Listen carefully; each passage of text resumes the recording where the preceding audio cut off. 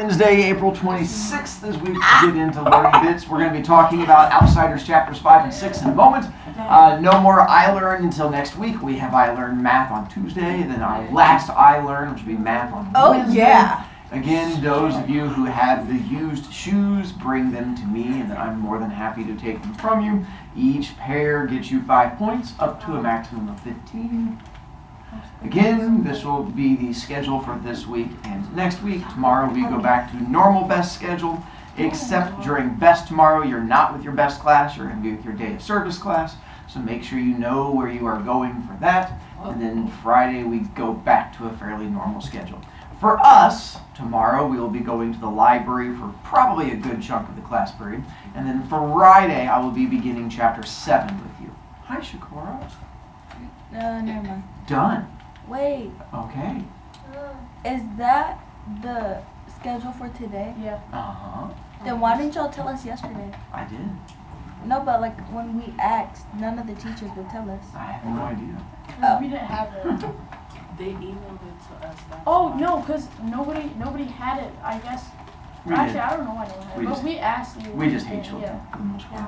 part. We can tell. Let's see. Book, kid lost it. We're good to go there. And this is not this class. I still have classes where I have kids who have not turned in a quiz. That's a reminder to me. So your checkpoint will be, we're going to talk about 5 and 6 today. If you've not finished reading chapter 5 and 6, then you're probably going to want to, because even me talking about it, I'm just jumping around to some of the big parts. I'm not going to be able to have time to cover the entire thing.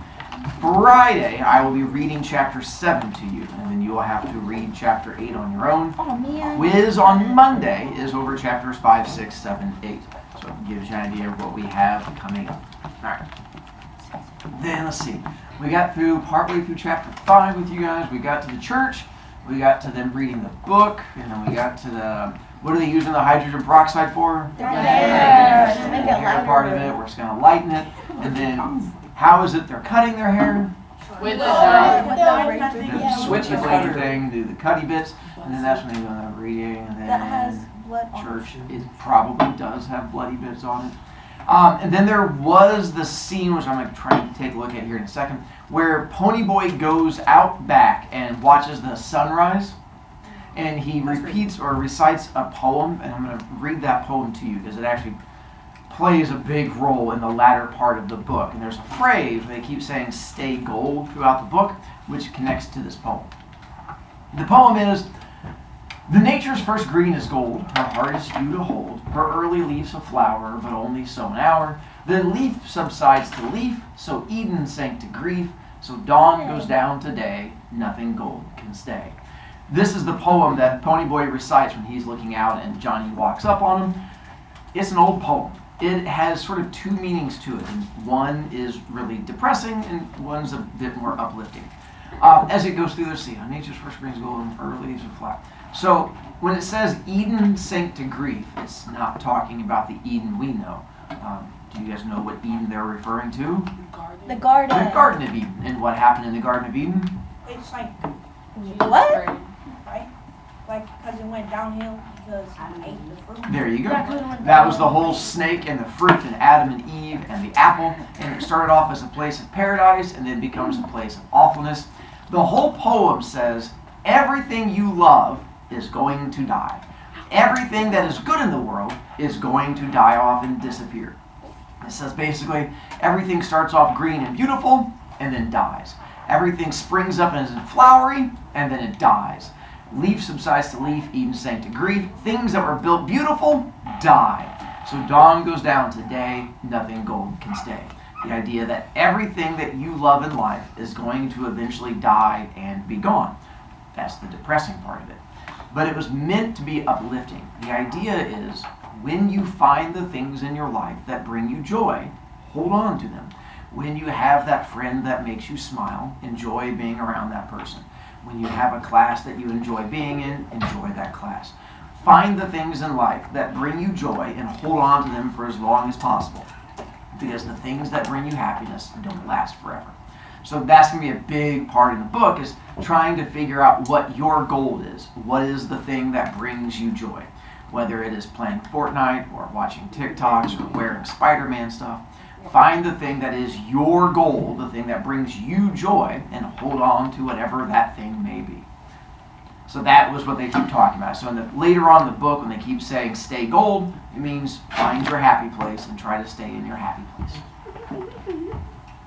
Then, while they were in the church, eventually, this is when Dally shows up and he surprises them. And it says that he shows up driving his friend's Thunderbird. I went back and looked up what a Thunderbird would look like, or a T-Bird, as they called them back then from this time period. This is what the car is that Dally shows up in. Hi, Mo. I got double. Good job, Mo. It's not the end of class. Tell me then. We'll be good to go. But don't forget to do the other side. I'll give you credit for that side at the end of class. Okay. So Dally shows up, and then he's like, hey, they've been looking for you, but the cops can't find you because apparently Dally lied to them. And then they take off and go get food at a, thank you, Dairy Queen. There's a Tasty Freeze that shows up later, which is like a knockoff Dairy Queen, if you will. And so I had to remember which one they went to. So it's the Dairy Queen they go to, and they're hanging out, and just the Dairy Queen. Oh, and then we get to, this is we find out Dally is carrying a heater around with him. This is what a heater is. So it's just slang term for a gun, your gat, your piece. Ooh, A Glock. a Glock. There's something special about the one that Dally carries, though. There's no bullet. No bullets. That's going to play a big role. He goes, I'm not trying to get myself in trouble. He's like, I'm just carrying an empty one because it's good for threatening people. But I'm not going to try and go up for a murder charge. He's like, Johnny, you've already got a murder charge. I don't need another one. He's like, ooh, hashtag too soon. So this is what Dally's carrying around with him. Alright, so then I will now start putting this up when we get to parts. I tried to give you a bit of background on the different characters. So hopefully it gives you the ages and stuff like that, and I thought that might make it a little bit easier for you. So I looked up like all the different ages and like little descriptions of the characters and stuff like that. I'll try to put it out there and help. I thought Johnny was 14. Ponyboy's 14. Even though he and Johnny are friends, Johnny's actually 16. So most of them are the same age or close to the same age as Soda Pop. Because it goes Soda Pop is friends with Steve, who's friends with Dally, who's friends with Johnny, and then that's just older brother, younger brother, and then 2-Bit's just Ponyboy used to hang out with kids his age. he does. Well, I don't know if I have any. No. All right, chapter 6. This is when they head back to the church. While they're at Dairy Queen, Johnny makes a big decision of something he wants to do, and that is. He's like, I'm going to turn myself in. He's like, I don't want to keep staying on the run. I'm going to eventually figure they're going to catch us. Let's go ahead and get it over with. I'll turn myself in. Now Ponyboy doesn't have to worry about it, so they head back to the church to get their stuff. Shakara. Can't you possibly get less time if you turn yourself in? They usually will give you a better sentencing because it shows that you're not on the run, especially if you're a kid and you're like, I freaked out and I ran away, but I turned myself in. I mean, it's up to the judge, but typically, yes, they will try to be nicer to you. In the off chance that one of you guys has that same issue at some point. Let's see, which kid do we get to be nice to? Kid in 6th period. Thank you much, sir. No problem. I know, I had hopes for you, but no, that's a 6th period kid. So they head back to church to grab their stuff, and it turns out, oh, there's Dally's T-Bird again. When we get back to the church, that's where we have the heater again. He mentioned that one. There we go. And what's going on at the church now? It's on fire. The church, It's on the church, fire. the church is on fire. Church is on fire. Now here's where we're going to get to both my favorite character Did you do that, Keith? and my favorite part of the book. So my favorite character, read it from page 91 when you get to my favorite character. How'd you know? Who's Jerry? It's me. It's not Shakora. It's me. It was That one guy. The one guy with the hair and the legs? Yeah. Jerry is when they show up and the church is on fire. It turns out that there is a little kids group, like a teacher there with some kids, and the kids were running around. Most likely the kids started the fire. This is where we get introduced to Jerry, who's my favorite character, and I'll explain why. So on page 91, let's see. I bet we started it, I said to Johnny. We must have dropped a lighted cigarette or something. About that time, a lady came running up. Jerry, some of the kids are missing. They're probably around here somewhere. You can't tell with all this excitement where they might be. No, she shook her head. They've been missing for at least a half an hour. I thought they were climbing the hill. Then we all froze. Faintly, just faintly, you could hear someone yelling, and it sounded like it was coming from inside the church. The woman went white. I told him not to play in the church. I told him. She looked like she was going to start screaming, so Jerry shook her. I'll get him. Don't worry. I started at a dead run for the church, and the man caught my arm. I'll get him. You kids stay out. I jerked loose from him and ran on. All I could think was, we started it, we started it, we started it. Here's why Jerry, the teacher, is my favorite character. So he takes his kids on a field trip, and if you're going to take your kids on a field trip, I took you to Camp Tecumseh. Where does he take his kids for a field trip? An old church. Yeah, not even a new church, an old broken down church that's falling apart, and that's where he brings the kids. That's the beginning part. It's dangerous, which makes it all kinds of exciting. On top of that, the church catches on fire. Is Jerry worried about it? No. Not even a little bit. Jerry's like, we got the good ones, don't worry about it. And then all of a sudden, it catches on fire, and we have a woman who runs up and is like, we're missing kids. And when she starts screaming at him that we're missing kids, does he freak out? No! He just shakes her and is like, chill out, woman! They're just missing kids! And then throws her to the side. That's how we should treat children. It's okay. There's a couple of them burning like little hot dogs inside that building. You say, you gotta relax and just... So that's why I like Jerry. I like his attitude toward children. It's what I am personally aspiring to do. Would you do that? Someday. Bruh. What I would do You're gonna is get the sued. next part, Yeah, I'm gonna. which is my favorite scene. And this is when they jump inside of the church and Ponyboy and Johnny go into the church to save the kids.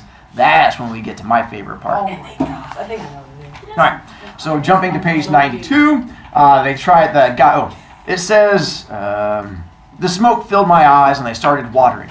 Is that guy coming? Johnny shook his head. The window stopped him. He's too scared? Nah, Johnny gave me a grin. Too fat. I couldn't laugh. I was scared I'd drown in the smoke. So one, that made me laugh much like you guys, because for me, I kept imagining Jerry trying to get in. I grew up watching Winnie the Pooh, and if you've ever seen Winnie the Pooh, whenever he tries to get into the rabbit's house, he jumps into little trees. And like when he gets stuck, like that's all I could imagine. When he was talking about Jerry, like he couldn't get in because he was too fat. I imagined Jerry like, I'm gonna save kids, and like jumping through the window, his little feet kicking around. Anyway, that's still not my favorite part. I just enjoyed that part. Here's where I get to my favorite part. Where's the kids? In the back, I guess, I hollered. And we started stumbling through the church. I should be scared, I thought, with an odd detached feeling. But I'm not. The cinders and embers began falling on us, stinging and smarting like ants. Suddenly, in the red glow and the haze, I remembered wondering what it was like in a burning ember, and I thought, now I know. It's a red hell. Why aren't I scared? We pushed open the door to the back room and found 4 or 5 little kids, about 8 years old or younger, huddled in the corners. One was screaming his head off, and Johnny yelled, "Shut up! We're going to get you out!" The kid looked surprised and quit hollering. I blinked myself. Johnny wasn't behaving at all like his old self. He looked over his shoulder and saw that the door was blocked by flames, then pushed open the window and tossed out the nearest kid. I caught one quick look at his face, and it was red marked from falling embers and sweat streaks, but he grinned at me. He wasn't scared either. That was the only time I can think of when I saw him without that defeated, suspicious look in his eyes. He looked like he was having the time of his life. I picked up a kid, and he promptly bit me, but I leaned out the window and dropped him as gently as I could, being in a hurry like that. A crowd was there by that time. So that part's my favorite part, because in order, well, one, when the kids are freaking out and screaming, how do they settle down the children? Yeah. Shut up, I'm saving you! I think that'd be great if I could teach like that. Shut up, I'm teaching you! Would be the best way of teaching. And then, to save the children, how does he save the kids? Chucks them out a window. So, well, before I get to the chucking out the window, it makes me laugh when you talk about the kid biting him on the finger part.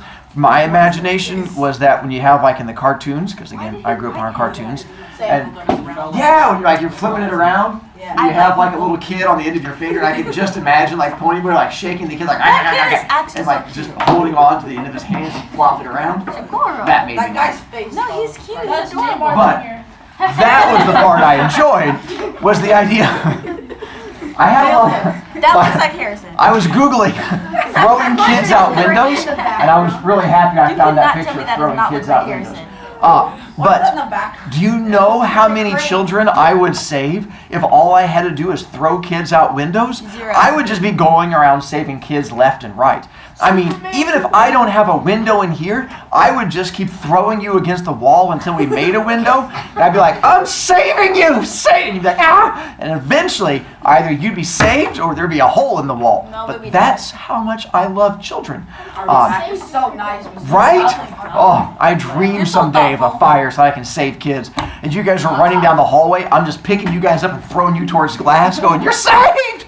Because you probably could do that. I know. See, my favorite part of the book. Well, You got the guy that gets stuck in a window because he doesn't care about kids, and the fact that you're throwing kids out windows. Then things take a bit of a turn.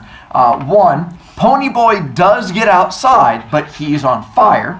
I also enjoy this part because Dally helps put out the fire. And how does Dally put out the fire? Slap him on the back and knocks him So on the he punches him in the back to put out the fire. Because Ponyboy gets out and he's on fire, and Dally's not real good at settling. He's like, "You're on fire!" why not just? Boom! And just punches him in the spine. He's like, and then goes down. Again, I will tell you now, if any one of you ever catches on fire, come to me and I will save you. And I will just thump right in the spine. We know. Fuck Billy, guys. Get to chapter 7 for Friday.